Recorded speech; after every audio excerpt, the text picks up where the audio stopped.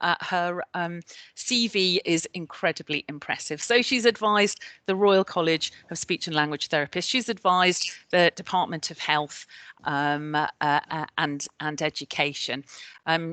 Michelle is the lead speech and language therapist consultant for GM, and she works in her day job at Salford Royal as the consultant speech and language therapist there as well. So we really are in esteemed company today, and I'm sure anybody who's come across Michelle, and I can see her squirming there, but anyone who's come across Michelle will know what a treat we're in for today. We're also joined as well by Fiona. Fiona Fogarty is an early years consultant from Rochdale. She's an absolute inspiration. Her knowledge about early years education and her passion for it knows no bounds, and I'm always completely in awe of everything she says and knows. So I'm going to hand straight over to Michelle without any further ado, and I hope you enjoy this short session.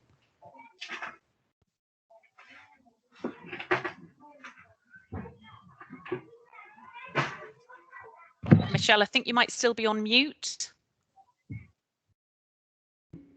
Thank you. I was just thanking you, Jane, for those very kind words. It did indeed make me squirm, but it was very, very nice of you to say such lovely things. Thank you. So what I wanted to do today was to start off by giving you a bit of an overview of what we expected to happen with COVID and what actually has happened, because they're not quite the same thing.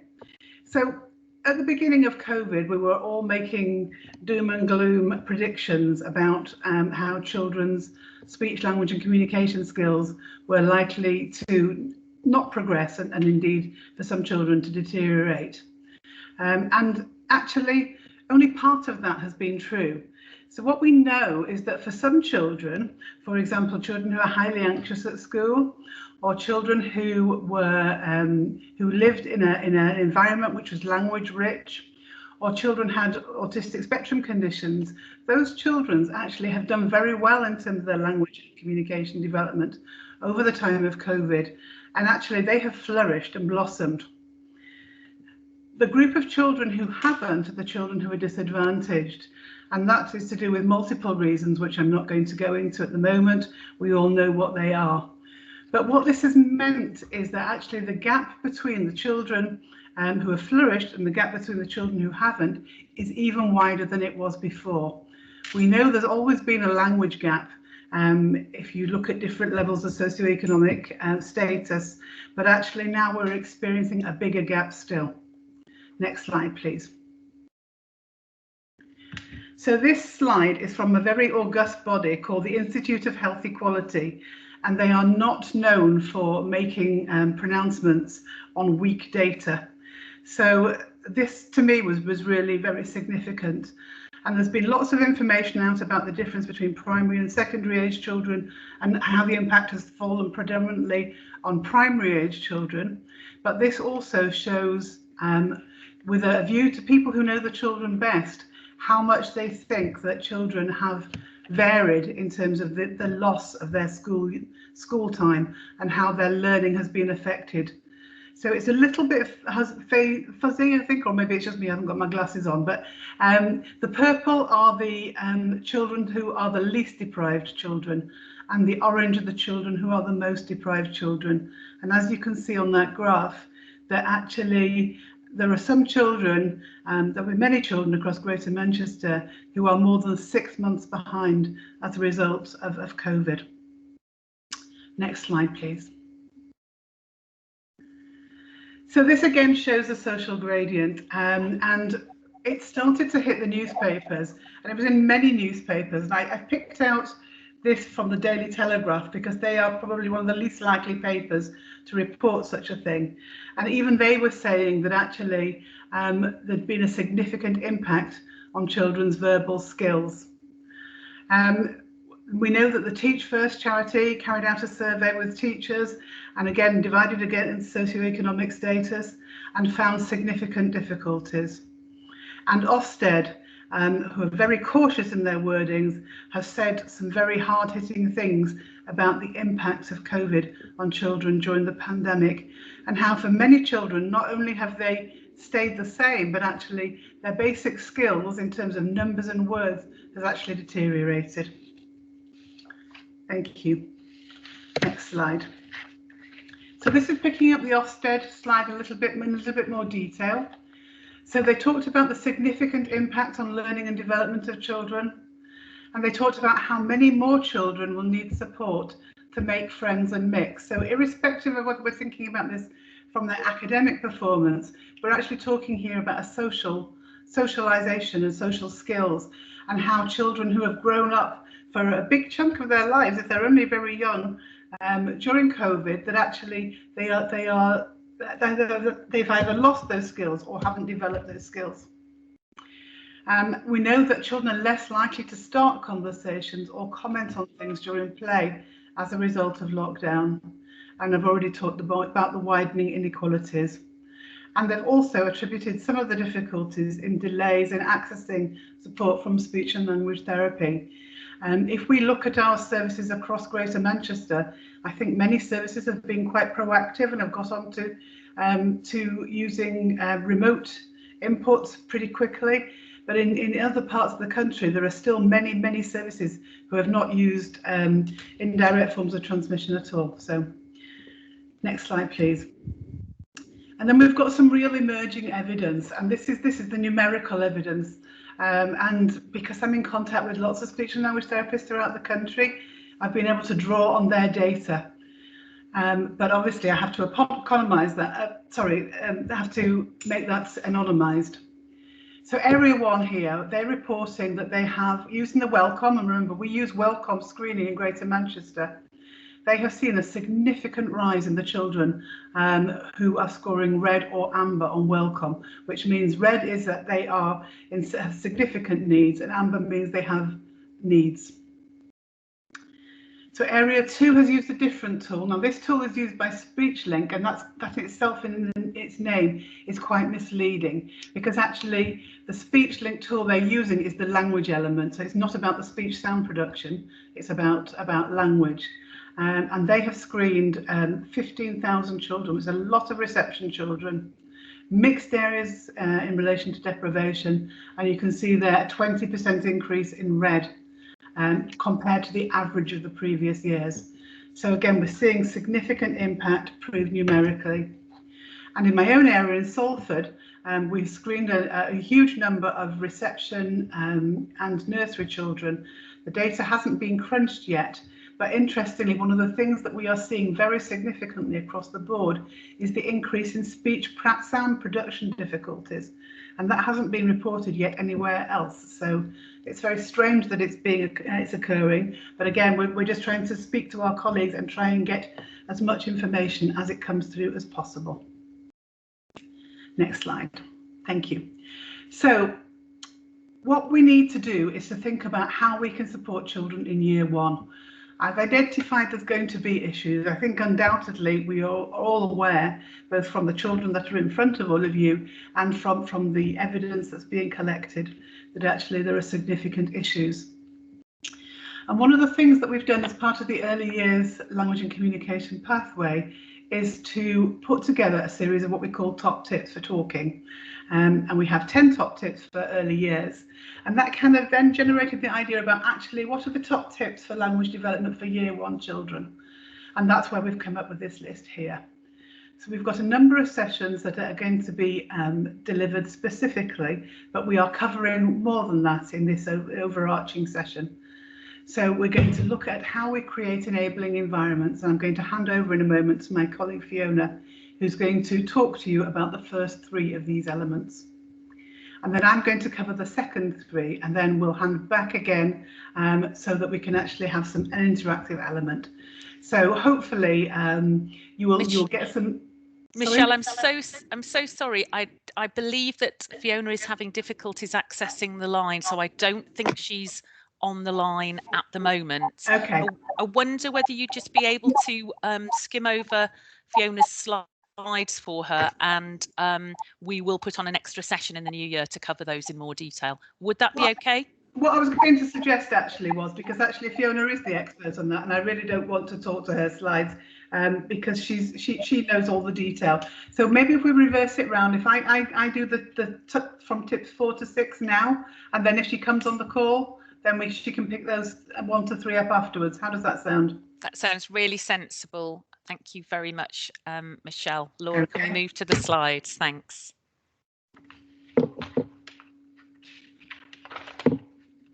I thought I was getting a little break in between. Okay, so the first slide is about listening and attention. And this is really about focusing the child.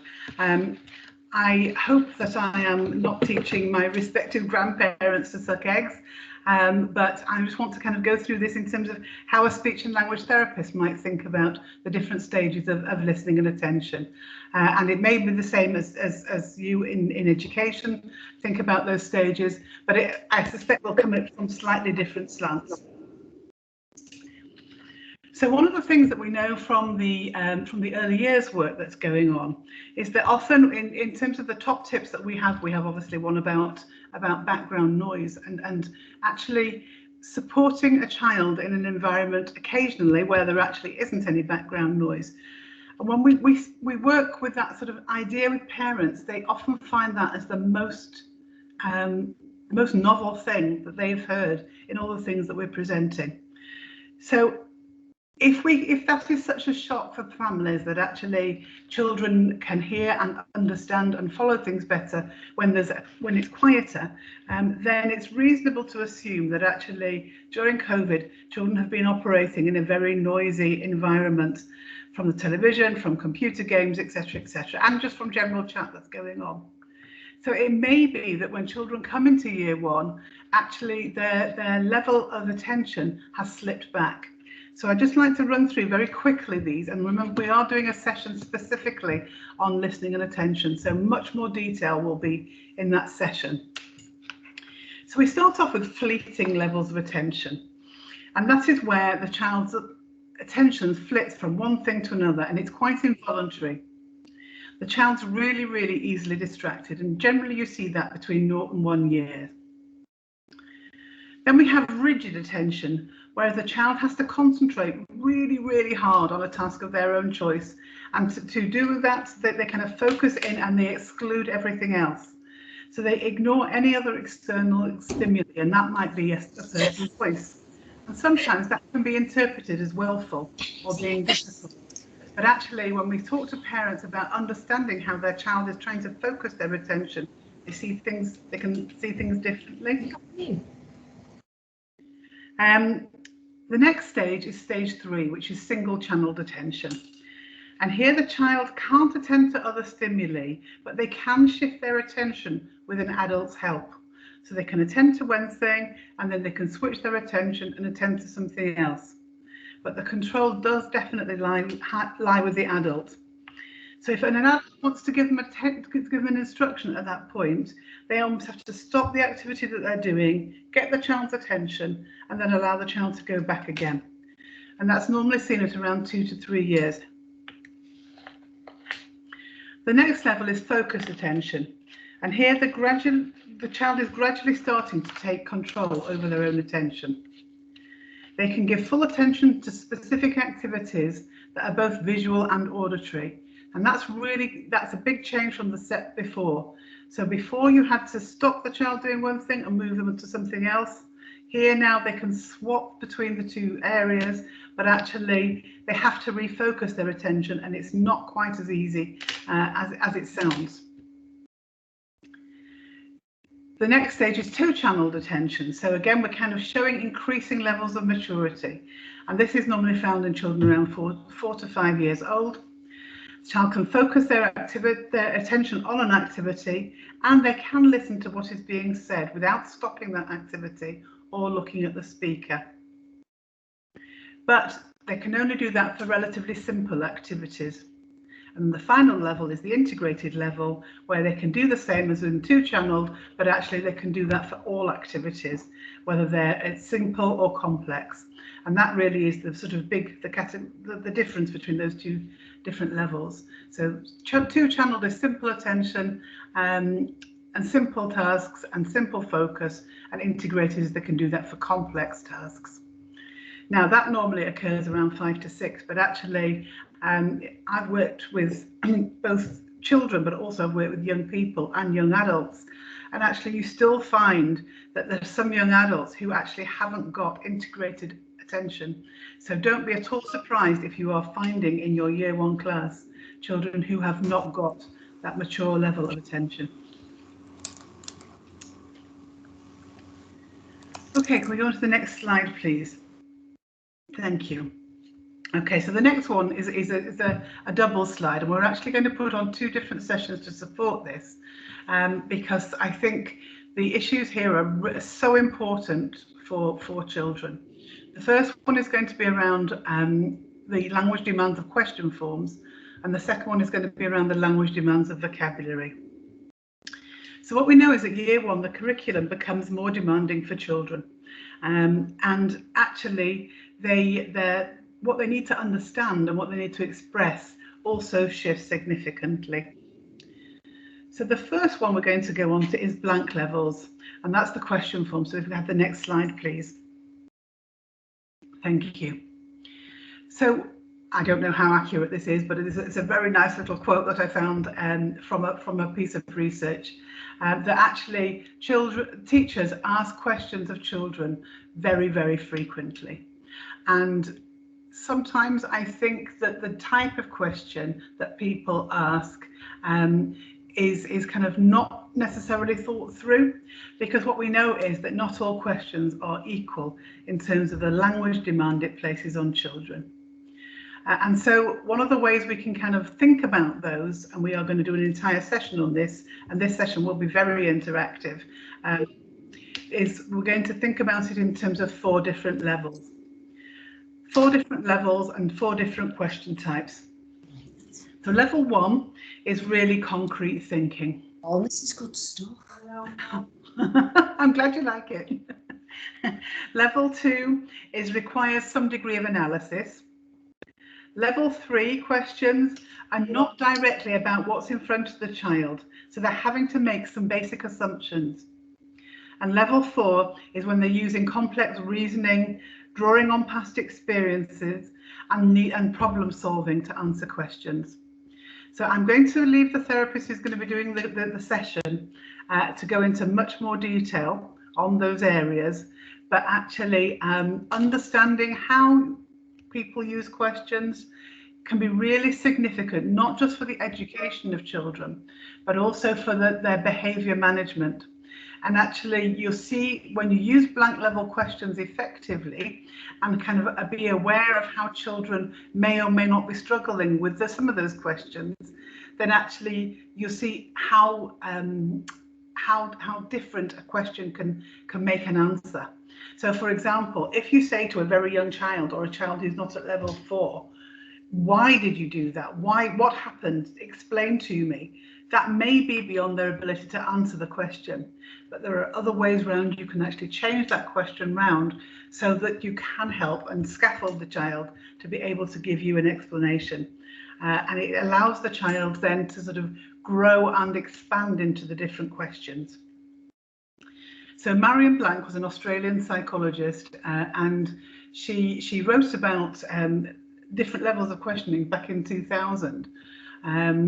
So a long time ago, but actually increasingly people are seeing the use and the advantage of blank level questions and how it can be used in terms of teaching differentiated texts, how you can use it in terms of behaviour, and how when you're talking to a child, it helps them learn what's helpful and what's not helpful. So that's going to be a separate session. And the bit at the bottom where you can see the hand, which the bottom bit's actually cut off, the thumb is cut off. But actually what that's kind of pointing out is that in some situations, it's really helpful to be conscious that you comment 4 times to 1 question. So actually by commenting, you're giving children language examples that are really good, and they're learning from those, and then that 1 question can link to those 4 comments, and that really then helps reinforce the language of the child and supports their learning and development. Okay, next slide. Thank you. The next one is vocab tiers, and I'm sure you're familiar with this and what constitutes tier 2 vocabulary. But I am going to go over it again because I think we make a lot of assumptions about what children know, and kind of going back and dip testing their knowledge can be a really useful thing. So just to kind of give a very brief overview, and as I said again, there is going to be a full session, a full 45 minutes on vocab. So tier 1, these are the basic words that you would expect a child to know. They don't have multiple meanings, and they can be nouns, they can be verbs, they can be adjectives. So for example, things like book, run, sad, orange are all tier 1 words. They're high frequency words and they are not complex. Tier 3 words are the low frequency words, but the words that are explicitly taught. So for example, if you're doing a project about weather, you may actually explicitly teach some of the more complex vocabulary. So for example, it might be some word like hail or gale or sleet. These are words that will be explicitly taught. And then we come to tier 2 vocabulary, and this is the area where many children have got pockets of knowledge that isn't as robust as it should be. So these are words that are what we call academic vocabulary, and they can be used across multiple domains. So you might use them in a project about weather, but you might also use it in something to do with mathematics or in gym. So these are words that can have multiple meanings or can be used in multiple different contexts. Next slide. Thank you. So these are some tier 2 words for year 1. And these are words that, as you can see there, a word like rock, for example, has got multiple meanings. It's a straightforward noun, but actually rock can be used as a noun, it can be used as a verb, and it can be difficult for children if they don't know the different elements of what that word means.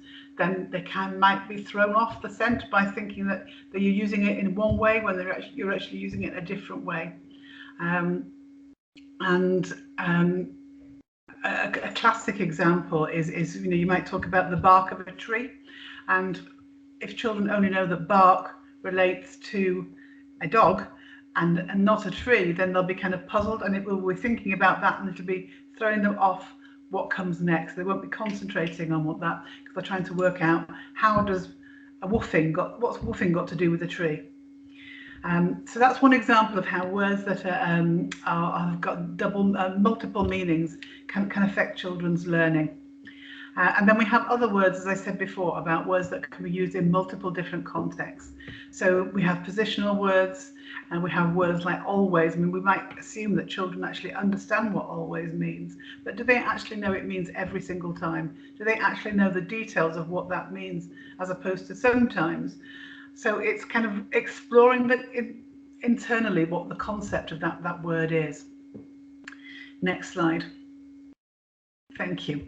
And this is a list of words that one might expect from reception children, but actually it would be really helpful, I think, given that the children that are coming into year 1, just checking that they have got those tier 2 words, so that you're actually building on a knowledge base of some of these words, and we're not having deficits in that reception vocabulary that you would expect to be there, and then actually starting teaching tier 2 words for year 1 without that sort of foundation knowledge.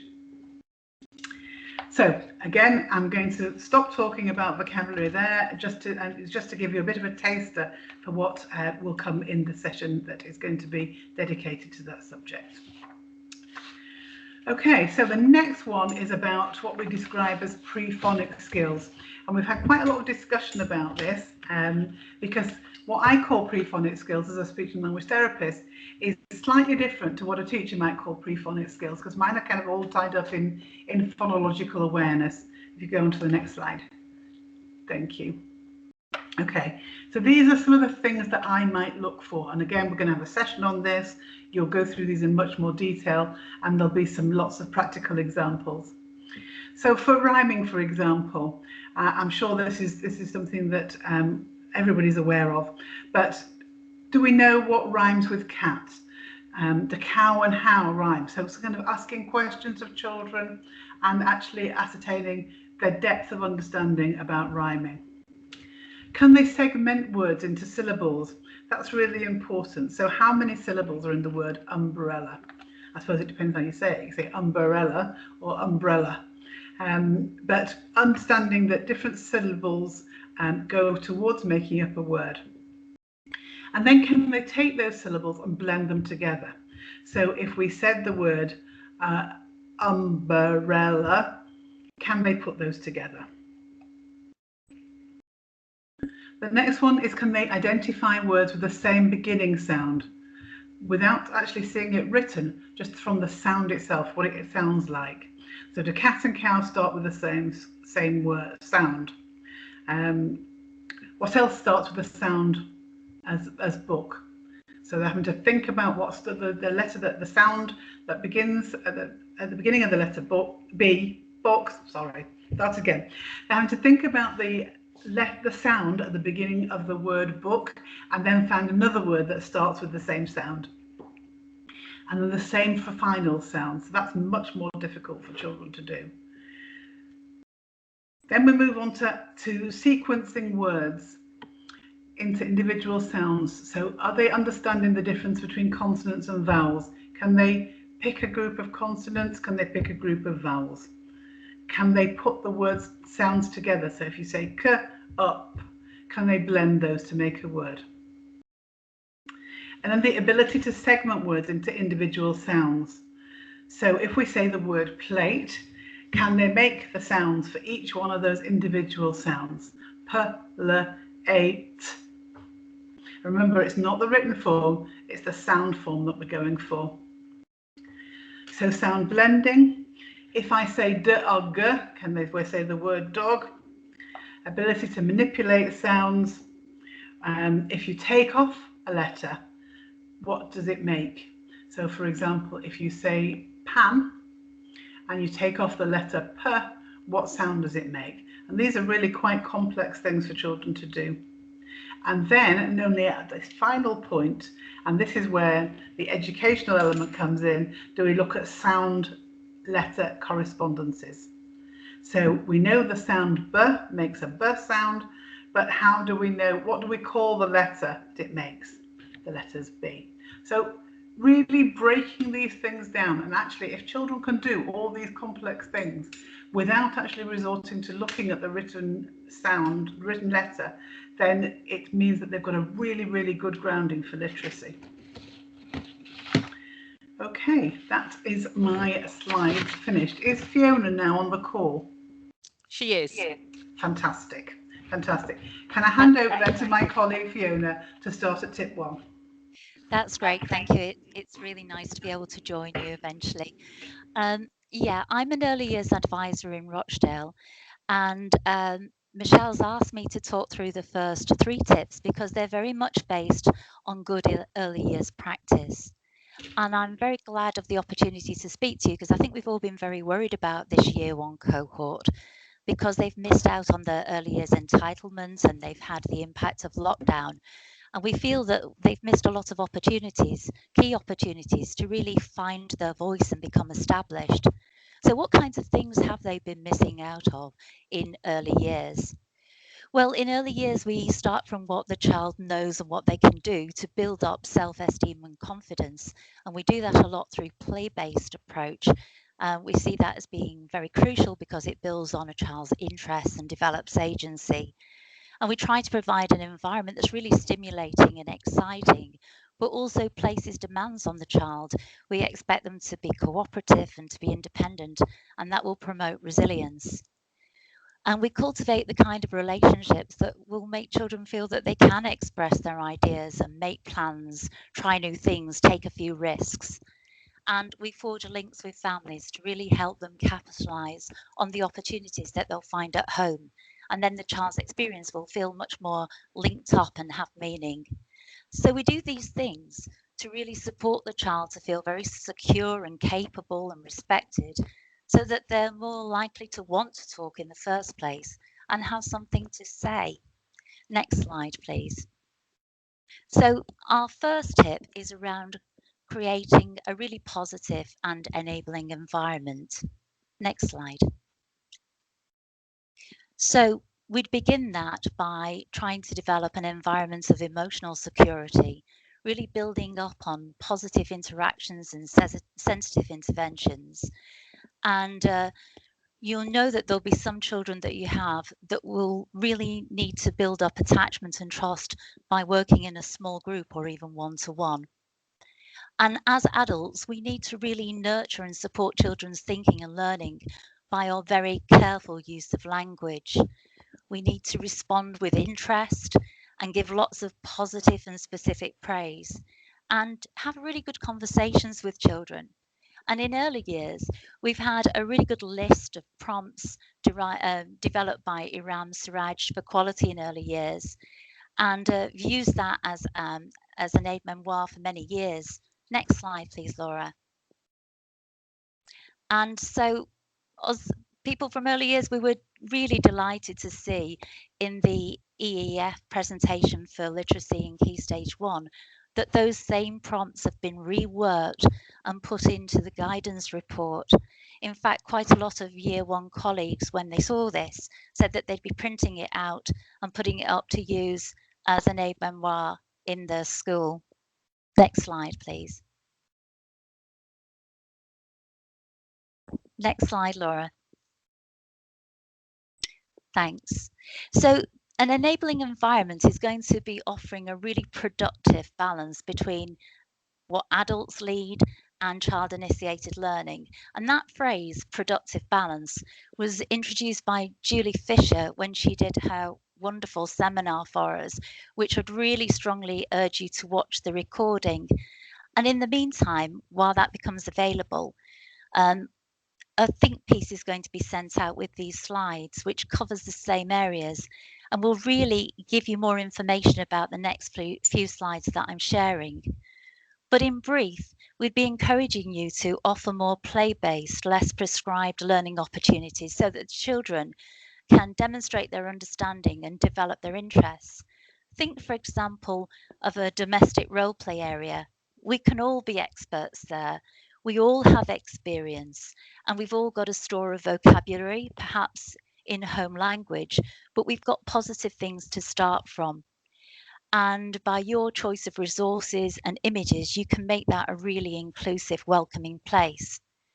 But in general, we'd encourage you to provide as much provision as possible so that you're extending the range of contexts and learning and the opportunities for children to be creative. Next.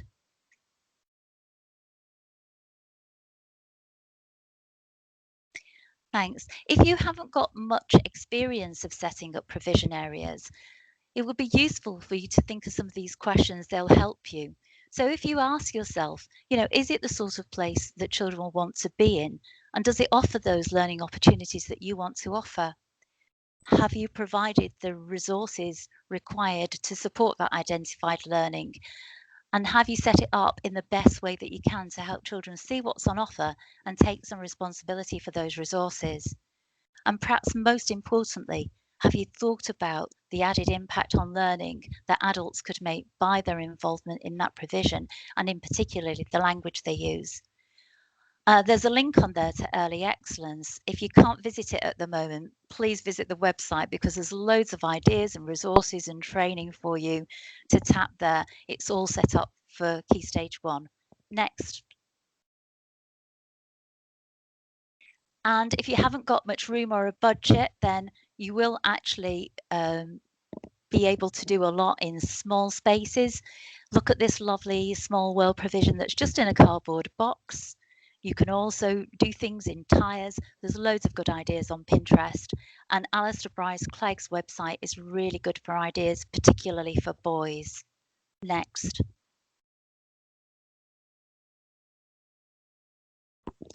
Next slide, thank you. So the other thing is we'd encourage you to make the most of the outdoor environment. Children find the outdoors so inspiring and motivating, and it gives them lots of new perspectives for learning. They get really excited, they want to talk about the things they've done firsthand. I remember when we introduced forest schools into Rochdale, colleagues were saying they couldn't believe just how much the children wanted to talk. And it's a really healthy option, both physically and mentally. We're being encouraged to use the outdoors at the moment. And Catherine Soley's seminar was wonderful, full of enthusiasm and expertise and practical tips. And while you're waiting for it, you can look at her blog on early education, the website there. Again, another website with lots of really useful training and insights for year one. Next slide.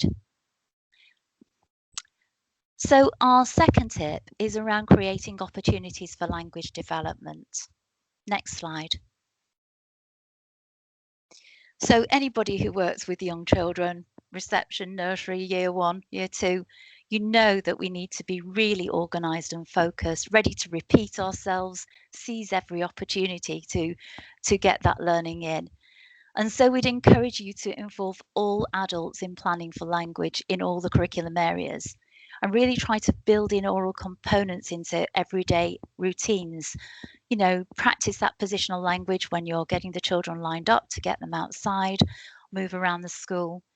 And think about the sessions. Make sure that adults are modelling language functions and the agreed targeted vocabulary that you've identified. Think about some pre-teaching sessions where children can use resources and name and label them and become familiar with them before you start trying to use them in adult-led sessions. And work in some listening and attention starters to really tune children in. Next. You might want to consider having some adult prompts around, prompts for key text or in areas of provision. And that was a strategy, you know, thinking ahead about the language you are going to be using from both our EEF literacy and mathematics seminars. I probably don't need to talk, you know, remind you to think about ways that children can talk before they write. I'm sure you're familiar with Talk for Writing techniques, but you may not be as familiar with Tales Toolkit. And lots of schools are finding that a very supportive way to encourage children to generate stories and to eventually write them down.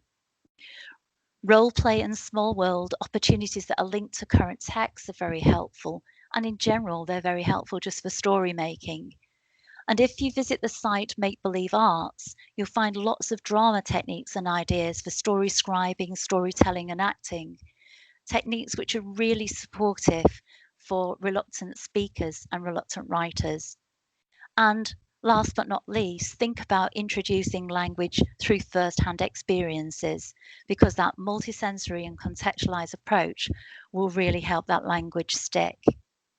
Next slide. Our third tip is around encouraging parental involvement. Next slide. So for many years, we've been encouraging early years to make links with home and to recognise the real importance of that home learning environment on children's outcomes and indeed their life chances. And I think we've learned a lot of things along the way, not least that it's often very difficult to engage with parents. So a tip would be to try a variety of ways to engage with them. You know, the more ways you try, the more parents you're likely to reach. We've had success in Rochdale using the Chatter app, which is designed to help parents support speech and language at home. Also, try and have realistic expectations on what parents can do. Offer some family-friendly options, things like talking homeworks, walks and talks, maybe just taking a selfie and sending that photograph into school as a prompt for talking. Maybe give parents choices. They don't all have to do the same thing. But most importantly, try to offer empowering strategies so parents can seize opportunities for themselves And I don't know anything better than to recommend the ORIM framework. Many of you may be familiar with that through raising early achievement through literacy and maths, but if you follow that link, you will find out more about it. And we talked about giving adults prompts within schools, maybe thinking about equipping parents with prompts for texts and questions at an appropriate level to support their child at home. And model approaches to parents, things like dialogic book talk. I know that after LCLAN training, a lot of school colleagues have actually put little clips of how to read a book well on their school website, and parents have found that really useful. And for those parents who are particularly lacking in confidence, there are lots of things online to support them, especially from the Literacy Trust. And over these last few months through COVID, I'm sure that you're probably in a better position to tap online resources than I am, but there are a few there to recommend to you. Next slide, Laura. And finally, just to point out to you, it was great to see again from the Education Endowment Foundation recommendations for schools for working with parents, not just for early years, but throughout all the key stages. And this was very much a theme that was shared with our GM literacy and maths seminars. I'm sure that I've outlined some strategies that you may have already used, but if you haven't, I'd encourage you to try them because they'll definitely support communication and language and the children's well-being. Thank you. Okay, Jane, over to you. Thank you. Thanks very much, Fiona. I'm so glad you could join us eventually. Laura, if we could just go to the last slide, just to remind everyone of the top tips. Thank you very much. Now, we're running over time, so we're not going to do the Slido voting live now. We're very conscious that you've all probably got somewhere else much more important to be. So we're going to put that link in the chat, so you can stay and do it now, but you can also do it afterwards as well, because colleagues will send it out to you. So our questions will be, once you access Slido through that link, what would you most like to hear about in January? And is there anything not covered in the webinar series that you'd like to learn about? So just a recap there of our top tips, and to say that Laura Knight will be sending out to you, along with the slides after this session, we'll be sending you out the more information and links to those follow-up sessions in January, which will be delivered by expert colleagues from Michelle's team, and will focus primarily on those tips 4 to 6. All of these slides will be sent out to you, as I said, so you can go on all of the links and really recap the information. And the video recording will be available in due course, along with the video recordings of the sessions earlier in the year around year 1 recovery. If you want those, if you're quite rightly impatient to have those, if you contact your early education local authority lead, and they should be able to put it on a local platform that you can access. So like I say, if you want to get those sooner, you'll be able to do that. So all that remains for me to say, I hope and think I haven't missed anything, is to say have a happy Christmas. Goodness me, never have a group of people deserved a Christmas break or any break more than you all do now. It's been a phenomenally difficult term for you all in lots of different ways. You have been amazing. I hope you know that. I hope you're told that very often. And I hope you make sure that you get the break that you need. Head teachers, senior leaders, I apologise. I know that's going to go on in terms of being on call for a little longer, but please do, the moment you can, please do switch off that laptop and get that well-earned break. Thank you very much to our speakers. Thank you to our colleagues behind the scene. Have a lovely Christmas.